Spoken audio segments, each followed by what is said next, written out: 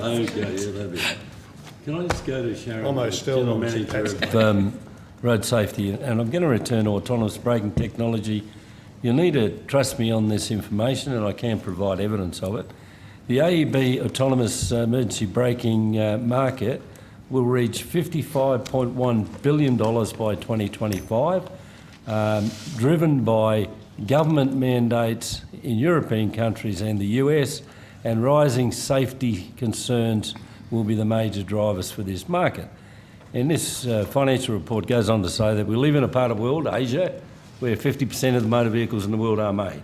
China, India, South Korea, Japan and others. Malaysia, Thailand and the like.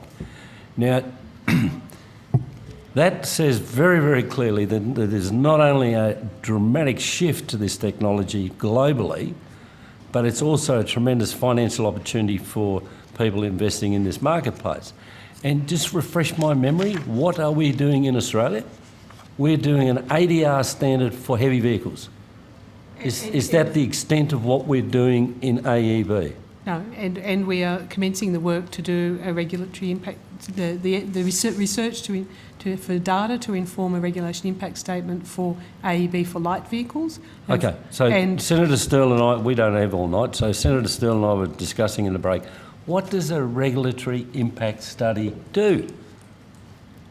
It assesses the benefits against the costs. It assesses the benefits of a $55 billion worldwide investment accepted by 50% of the car manufacturers in the world in our area. But we here in Australia, in our department of 10 people, are going to do an assessment of the benefits of AEB when the world is moving to at 100 miles an hour. Is that what we're doing? Assessing the benefits of AEB. With the intention of mandating it by the end of the current action plan. By the end of 2020. By 20? By 2020. For who? For all vehicles? For light vehicles and heavy vehicles. Heavy vehicles first, because there's a standard that we can adopt. Okay. There has to be a standard developed internationally. If I was to accept that that was a rational plan, how many rigid heavy vehicles versus the heavy vehicle definition that you've taken? You've decided to have a look at the articulated. Well, sorry, no, that I think you're talking about ESC at the moment rather than AEB. I don't know the percentage. You don't know? No. Okay. So we bring in, and you mentioned an earlier stat that we've got 31% and the US has got 20%. We know it takes a very long time to change the fleet. I come from a state with the oldest fleet in Australia. But if we were to start with 1.1 million vehicles being 5-star safe rated, we would impact on the ageing fleet in each and every state and territory, as we have with ABS, ESC, seat belts and the like. Yes. That's not contestable. But just put it on the record once more. We're going to do a regulatory impact statement about the benefits of AEB. Is that what you're doing? Yes, against the cost, yes. Can I ask why, given the overwhelming evidence across the world and the incredible investment across the world, why we would be bothering to do that?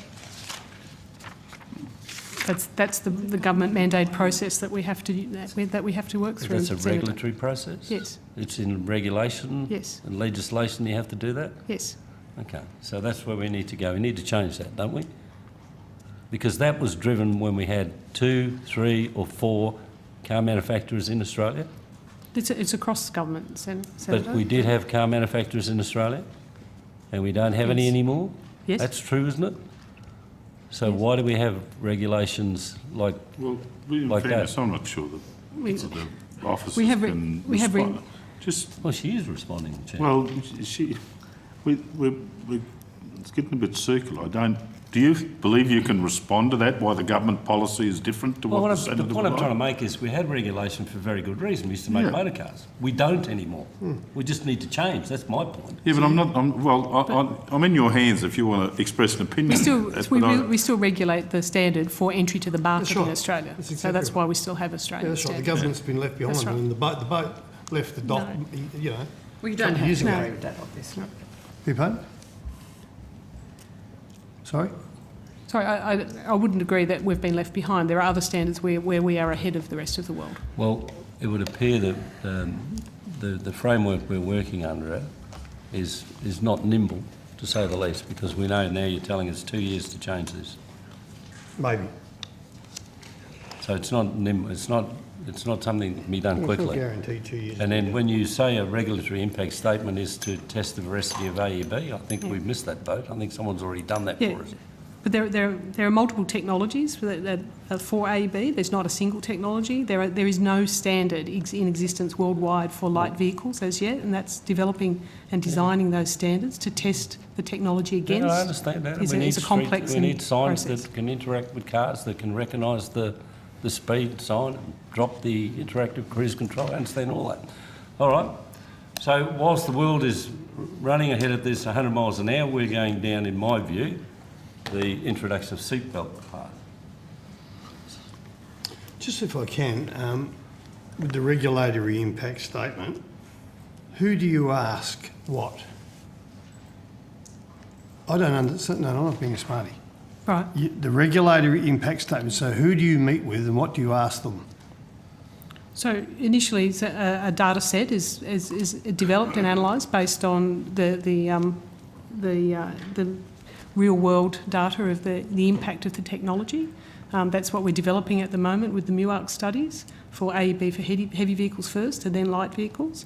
That's then analysed against the cost of in the RIS against the cost of deploying that across the fleet and at a staged or a one-off implementation date.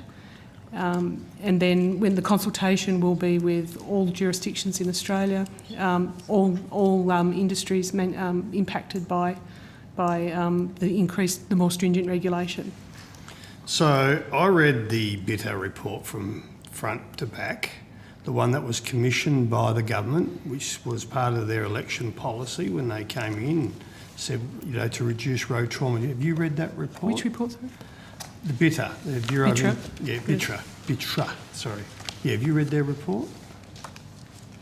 Have you read the report? Which one was that? The BITRA one. On AEB? In road trauma, reducing road trauma. And it did have specific sections about AEB. And it talked about... If it was the 2013-14 one, yes, I have read Yeah, the that. one that the It had government... projection of mandating Yes, and I have then read not that. mandating. Okay, and help me out there. And it talked about emergency autonomous braking, autonomous emergency braking, and there was 2 examples. And the cheapest end of the scale was around $230, somewhere around there, to put that into a new vehicle. And if I'm wrong, correct me. Yep. And that was the poverty pack, so to speak, that, it could go a long way to stop cars that are waiting to turn into the traffic running over someone on a push bike. Okay, all right. Then it went to the hamburger with a lot, which was about $1,200. Do you remember that? Yes. Okay. So what I'm thinking through here is that, okay, and I'd said earlier, so if you buy a new car and you get $1,200 have autonomous emergency braking, and you're paying that off over 4 years, it's not hard to work out, it's probably about $5 a week. Is this the sort of conversations you go out there and have with other people, like, is this too expensive to expect Australians to have to pay this? Like coloured TVs and mobile phones, they halve after 6 months. Is that what an regulatory impact statement is doing? Not that type of analysis, no. It's the overall cost to industry of imposing the regulatory burden. And industry against is, sorry, let's work the through manufacturers of vehicles. this. Okay, who aren't Australian and who have that We technology. don't have them anymore. That's my question. So this is where I'm lost. Who are you Still- going to talk to? Well, you talk to China and Japan. No, we talk to the Australian representatives of those, so mainly through the FCAI and the Truck Industry Council, etc. But we're not. Are we serious? Do you know the cost of to our nation each year in road trauma? Yes, I'm aware. You do? How much? 27 billion. Yeah, Well, the most common figure in your reports is 30 billion. yeah. We could ask The latest figure is 30 billion. And the report by Professor Woolley and Dr. Crozier comes out at 30 billion with a projection of possibly 300 billion on the trend that we're going in 10 years. So am I right to say We have a cost of 27 to 30 billion a year through road trauma, but we have to go out there and talk to Australian representatives of foreign car makers to see if we have to spend or impose a standard on them that may put $5 a week on the price of a new car over 4 years to a purchaser in Australia. Am I missing something? I mean, That is the that's you've- the requirement. That's the No, requirement. I'm not setting you up for... No, I'm not setting you up. I'm just... Because you've made it very clear, you're working with the rules that you are given. Yes. And you can't do... And bless your cotton socks, it's great, and it's not having a crack at you. So what I'm highlighting is this is just... and you don't have to comment. I'm going to finish on this. This is just absolutely ridiculous that we're in this situation and we need to change the rules. I can't use that terminology because the ACTU have gone ahead, and I'll get to that. How did you make me say that? No, but- we're going to up the standards and get with the rest of the world. But Anyway, I haven't the finished. point is that those manufacturers are meeting the requirements in the largest jurisdictions in their largest markets. And if you look back into Australia, you know, the major mining companies won't buy a vehicle that's not safe. They won't put the Toyota had to comply with 5-star NCAP rating or they wouldn't buy it. So major corporate players are moving quickly to protect their people and we are not. That's my point. 1.1 million plus vehicles that come in here every year, mandating these safe proven technologies should not take 2 years, 5 years or 11 years. And we need to get someone to put this as a priority. So, Well, Senator, I mean, it is certainly a priority, as Sharon has already indicated. It is something that we're committed to achieving as part of the National Road Safety Action Plan to be completed by 2020. We do have the issue of not having a UN standard which we can base our ADR on. We're doing the research now so that we can move quickly to have a regulation impact statement on the light vehicles as you know, as soon as we've got a standard on which we can base the work on. But there is a clear commitment, and in the meantime, the work that ANCAP is doing by requiring AEBs as part of their 5-star rating is having a noticeable impact on the fleet in Australia with the new cars coming into the country. Forgive our negativity, Miss Spence, but it's not hard to realise all this activity's come about once we started the road safety inquiry, and then to cap it all off, and this is nothing to be proud of as a nation, the Australian Automobile Association's 2018 benchmark report, which I don't have to go into here, showing all states and all indicators going south. So it's very hard. We're not knocking the poor devils that are out there trying to implement this ancient regulation, but the truth of the matter is how can we as a nation have any confidence we're going to get there? And how long have we been talking about autonomous emergency braking? I think we're definitely making progress on heavy vehicles, and I'm talking... Don't worry. Let me tell you all about heavy vehicles when you've got 15 years to spare, all right? I can tell you all about heavy vehicles. So let's not start me on... Don't wind me up. It's late at night. Let's get back to the 1.1 million cars that come into You this and your nation. trucks and Wacker and his mobility skills. Oh, well, sorry, mate. It's been 3 generations of my family and you just can't get the diesel out your blood, so they say in your part of the world. I don't put it like that, but anyway. So, getting back to how long we've been talking about autonomous emergency braking.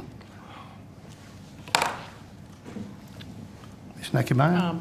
the 2 years that I've been Yeah, involved. that's right. No, but it's 2013. The Bitter report carefully flagged out mandating by 2018 Yep. and also took it out to 2025. So it's been on the horizon of the department, the Bureau of Transport Industry Economics, for quite a considerable amount of time. It's not 2 years. And when we talk about Australians, we've got 31% of our fleet has got autonomous emergency braking as compared to 20% of the American fleet. How many is that in true vehicles? True number in vehicles, not percentages. So if 31% of the new car Yeah. sales, new cars are being Yeah. offered to market, that's, so figures from ANCAP, that's 31% of the top 100 selling models, so it'd be the vast majority. So it would be close, above 300,000, I think. Yeah, sure. And the American one, 20%? Yes. I don't know what the proportion. Yeah. I'm just, percentages, I've just got to tell you, Anyway, I think everyone understands where Senator Gallagher and I Oh, are it's a coming. point well made. Yeah. Should we keep going about it? Okay, can I just ask then, in terms of the Australian Automobile Association's benchmark reports, with everything I've mentioned earlier, can you tell us if the government or the department provided a response to the AAA's report?